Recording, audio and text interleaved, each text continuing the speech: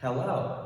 So welcome back to our class. In this situation, we're going to learn a lesson about the present perfect. But we are going to do a different kind of approach in order to learn about this subject. So we're going to try about the experience. I'm going to use three different words or three different sentences here. We are going to find if two of them are actually truth and one of them is a lie. So the first sentence here, I have walked 800 kilometers across Spain. The second one, I have lived in China. And the third one is, I have seen a ghost. So this game we're going to learn today, and we're going to use the present perfect tense. Some students actually confuse about when does the present perfect actually happen. So the answer is that the present perfect always happen in the past. So we're going to identify that this situation already happened in the past, right? And the second one, because there is a difference between the past simple past or the present perfect tense, which actually that the present perfect doesn't require any specific dates that you need to include in a sentence. So it means that we don't have to use any kind of dates. And then if we're going to collect it between these two, and we're going to have the present perfect tense. Okay, so we already know that the present perfect tense is to tell something that already happened in the past, and it doesn't need any kind of specific time or date included in the sentence, right? So what we see here, actually there is a subject or has and the past participle. So we're going to break down to the subject first. So in order to make a present perfect sentence, we have to see the subject first, right? So there are 7 subjects like I, you, they, we, and he, she, it, right? So the subject I, we're going to use have. So there's have or has. We're going to match between the subject and also the have or has. So for I, we use have or haven't if this is a negative sentence. And then you, the have, you have or haven't. And he, she, it uses has or has not or hasn't. And the last one is they matches with have or haven't.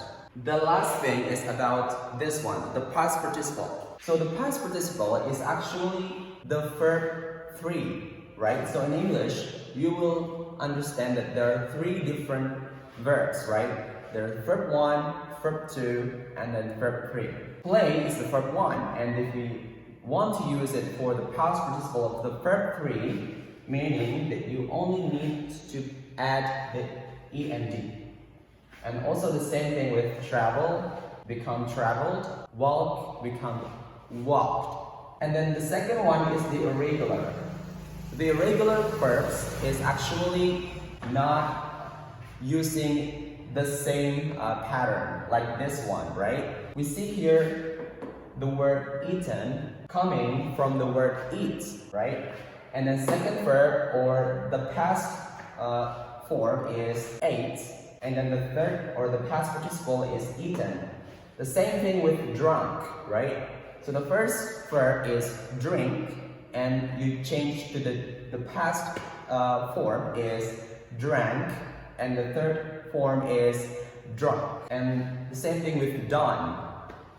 Do, did, and done. So these are the regular verbs that we have to notice that there are some kind of different changes in the form of the past participle, right? So from this example, we can use and make a present perfect tense based on the subject and the have has and the past participle. For example, I have eaten, or rice if you want to use or to add an object, right? Or they have played guitar.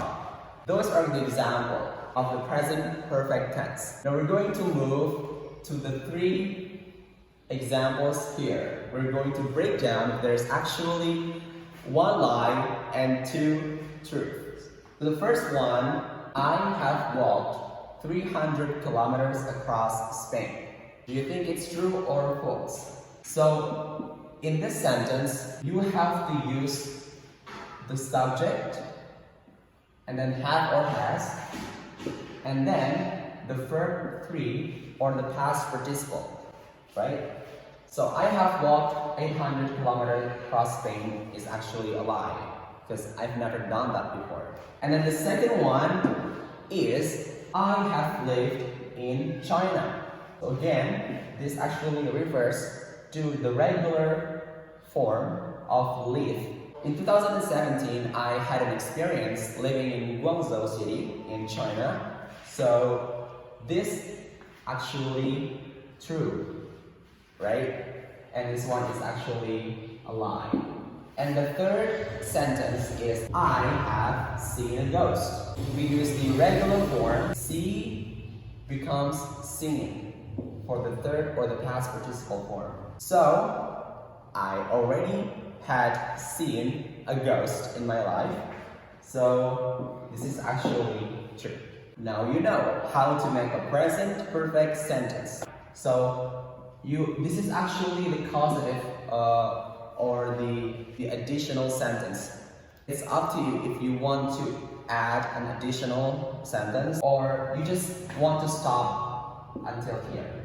As long as there's no specific time in the present perfect, it's actually correct. Hopefully that you guys will understand and start to use the present perfect in a more practical ways in your daily conversation, and whether you have any experience having the chats with your friends. And don't forget to memorize the different change of the irregular verbs, because this is actually very crucial, right?